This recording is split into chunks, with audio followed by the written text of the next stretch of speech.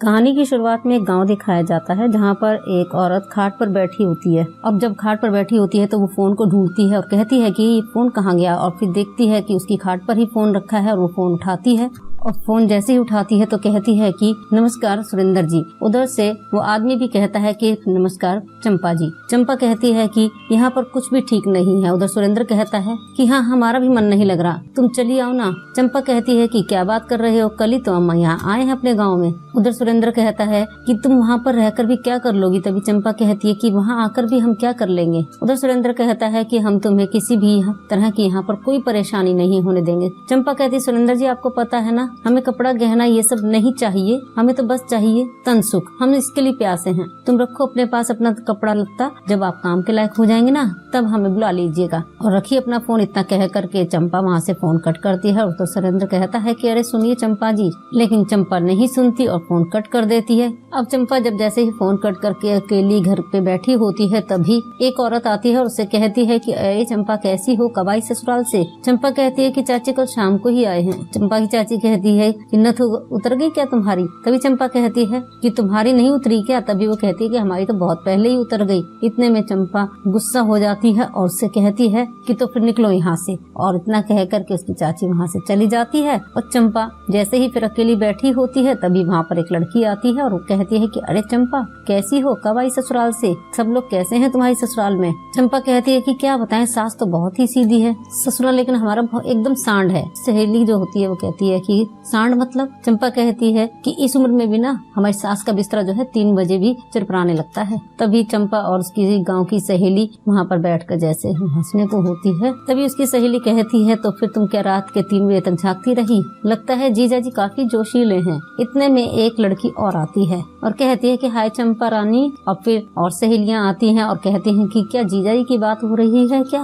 अब उसकी बाकी की सहेलियाँ भी यही कहती है कि अगर सही तो तब है जब चंपा अपनी सुहाग रात के किस्से सुनाएगी। अब सभी सहेलियाँ चंपा से कहती हैं कि अरे चंपा रानी सुहाग रात का किस्सा तो सुनाओ ना, हमें भी तो सुहाग रात आगे मनानी है। और फिर चंपा ये सब सुनने के बाद में कहती है कि अगर सुहाग रात का किस्सा सुनना है ना तो कान खोल के सुनो, अब हम बोलेंगे तुम सबको सुनना होगा। अब चंपा की सहेलियाँ कहती हैं ठीक है तो सुनाओ। और फिर चंपा कहती है कि सुहाग रात वाले दिन हमने 2 घंटा इंतजार किया सुरेंद्र जी का। अब चंपा अपने सुहाग रात की कहानी बताना शुरू करती है और सीन में दिखाया जाता है कि चंपा सुहाग रात की स्टेज पर बैठी है और वो कहती है कि ये सुरेंद्र जी भी कहाँ रह गए हैं, 2 घंटे हो गए अभी तक नहीं आए हैं। और फिर इतने में चंपा की सुहाग रात वाले कमरे का जैसे ही दरवाजा खुलता है तो चंपा अपना घूंघट डाल लेती है और सुरेंद्र जैसे ही अपनी पत्नी चंपा के पास जाकर के बैठता है, उसका घूंघट उठाता है तो चंपा शर्मा जाती है। उससे कहता है कि क्या चंपा जी बहुत खूबसूरत लग रही हो, एकदम महुआ की तरह सफेद और लीची जैसे लाल गाल।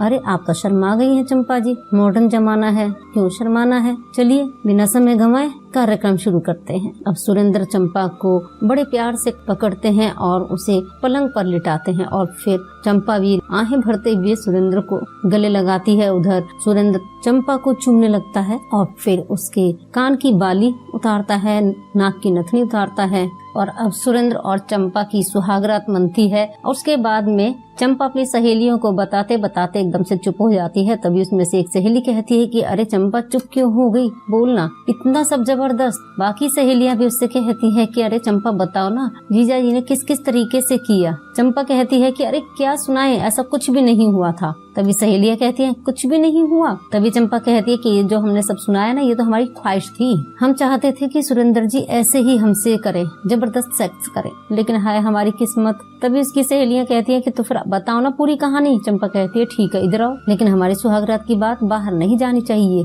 अब चंपा की सहेलियां भी कहती हैं कि हाँ ठीक है, और एकदम से चंपा को आवाज लगाती है उसकी अम्मा को, कहती है कि आई आई। तभी चंपा कहती है हमारी अम्मा बुला रही है, हम जाते हैं और शाम को मिलते हैं। इतना कह करके चंपा अपनी माँ के पास जाती है और वहाँ पर बैठी सहेलियां सब आपस में कहती हैं अरे ये सब क्या कर दिया अम्मा ने। अगले सीन में दिखाया जाता है अब चंपा की 2 सहेलियां साइकिल पर बैठ करके जैसे ही गांव में घूम रही होती हैं, तभी उसमें से उसकी एक सहेली कहती है कि देखो तुम्हारा दीवाना खड़ा है। तभी आगे जाकर के साइकिल चलाते हुए लड़की उस साइकिल को रोक लेती है और उसमें से एक सहेली कहती है कि काहे का दीवाना, हमारे पीछे नहा धोकर पड़ा है, जब तक ये हमारी लेगा नहीं तब तक ये मानेगा नहीं। अब दोनों सहेलियों में से एक बोलती है कि तुम क्या सरकारी माल हो जो हर कोई ले लेगा तुम्हारी। अब उन दोनों सहेलियों के पास में वो लड़का आता है और अपनी आंखों का चश्मा हटा हटा करके उसके सीने पे जैसे ही झांक रहा होता है तभी वो कहती है कि ये सोना क्या देख रहे हो। उसकी दूसरी सहेली कहती है कि चल चल निकल। अब वो लड़का वहाँ से चला जाता है। अब उसमें से एक सहेली उसकी कहती है कि ये सब ना चमड़ी के यार हैं, एक बार ले लिया ना तो पूछेंगे नहीं दोबारा तुमको। अब उसकी सहेली दूसरी कहती है कि अरे यार इसमें प्रॉब्लम ही क्या है, ये तो 4 दिन की जवानी है, मजा ले लो ना, नहीं तो पता है एक दिन चंपा के जैसे सबका ब्याह हो जाएगा और एक दिन एक ही जैसा झुंझुना हिलाती रहोगी। अब उनमें से एक लड़की कहती है कि देखो हमें ना इस मर्द जात से बहुत नफरत है। तभी वो उसकी सहेली कहती है कि अरे बुच्ची तुम्हें नफरत क्यों ना हो, तुम्हें तो हमारा जो पसंद है, और अपनी तरफ सीने की तरफ इशारा करती है और हंसती है। तभी वो कहती है कि अरे एक बार बताओ, अगर भूख लगी हो तो क्या पानी से पेट भर जाता है। अब बुच्ची कहती है कि देख मतलब साफ है, कैसा भी हो जवानी का पानी निकलना चाहिए। अब उसकी सहेली बुच्ची कहती है कि देखो तुम्हारा तो काम हो जाता है लेकिन हमारा क्या होगा। और तभी बुच्ची उंगली दिखाते हुए कहती है कि ये है ना। तभी इसकी सहेली कहती है कि अरे यार ये तो तुम्हारा 3 इंच का है, हमारा तो 6 इंच का है। और बुच्ची कहती है कि तो चलो हमारे घर कुछ जुगाड़ ढूंढते हैं। बुच्ची की सहेली कहती है कि तो फिर चलो, लेकिन ऐसा वैसा मत डाल देना। अब दोनों सहेलियां हंसती हैं और अपने घर आती हैं। उसके बाद में अगला सीन दिखाया जाता है जब चंपा अपने घर पर बैठी होती है और घंटी बजती है तो वो फोन को देख करके काट करके रख देती है। उधर उसका पति सुरेंद्र कहता है कि अरे ये फोन क्यों नहीं उठा रही है चंपा जी। अब सुरेंद्र फिर से चंपा को फोन लगाता है। चंपा फोन नहीं उठाती है तो सुरेंद्र कहता है कि अरे चंपा जी फोन उठाइए, देखो हमने क्या लिया है तुम्हारे लिए। अब वो फिर से फोन लगाता है। अब जैसे ही चंपा फोन उठाती है कहती है हेलो। सुरेंद्र खुश हो जाता है और कहता है चंपा जी सब कुछ मंगल है ना। चंपा कहती है हाँ बिल्कुल ठीक है हम, आप अपना बताइए। सुरेंद्र कहता है कि बस वो चाय पी रहे थे तो हमारी याद आ गई। वो क्या है कि हमने तुम्हारे लिए ना सोने के कंगन लिए, बहुत अच्छे हैं, तुम यहाँ होती तो हम तुम्हें अपने हाथों से पहनाते। हम उसका फोटो तुम्हें भेजते हैं, बताइएगा पसंद आए हैं या नहीं। उधर चंपा मुंह बनाती है और कहती है अरे सुरेंद्र जी आपको पता है ना कि हमें सोने चांदी में कोई दिलचस्पी नहीं है, हमें तो सिर्फ सोने में चैन है। सुरेंद्र कहता है अरे चंपा जी आप परेशान मत होइए, हमने उनका इलाज भी किया है, चाइना से मंगाया है। चंपा कहती है चाइना से मंगाया है, क्या मंगाया है। सुरेंद्र कहता है कि अभी नहीं बताएंगे, हम जब आ जाएगा तब दिखा देंगे, ठीक है चलिए आप अपना ख्याल रखिएगा, हम मिलते हैं बहुत जल्द। इतना कह करके सुरेंद्र फोन कट करता है और खुश होकर के कहता है चाइना से मंगाया है। और चंपा का फोन कट होने के बाद में भी चंपा अपने आप में सोचती है कि अरे चाहे नकली कितना भी बड़ा हो असली का मजा थोड़ी ना देगा, तो हमारी किस्मत भी जो फूटी थी ऐसे ही फूटनी थी, चलो इससे अच्छा तो फिर हम अपने उस पुराने यार को ही बुला लेते हैं। अब चंपा फोन उठाती है और अपने पुराने दोस्त को जैसे ही फोन लगाने को होती है तो भूल जाती है नंबर, तो कहती है इसका क्या नंबर था, फिर कहती है हाँ याद आया और वो फोन लगाती है। लेकिन फिर कट करती है तो कहती है अच्छा चलो वीडियो कॉल करते हैं उसको। और चंपा वीडियो कॉलिंग करती है। अब जैसे ही वो फोन करती है तो उधर से उसका दोस्त फोन उठाता है और उससे कहती है कि हम चंपा बोल रहे हैं। तभी वो कहता है कि हाँ चंपा जी हम देख रहे हैं आपको, बोलो क्या काहे फोन किए हो। चंपा कहती है काहे का क्या मतलब है, पहले तो नहीं पूछते थे। चंपा का दोस्त कहता है कि नहीं चंपा पहले तुम हमारा माल हुआ करती थी, अब तुम किसी और की पत्नी हो गई हो। चंपा कहती है कि हम कोई सामान नहीं जो किसी की वो हो जाए,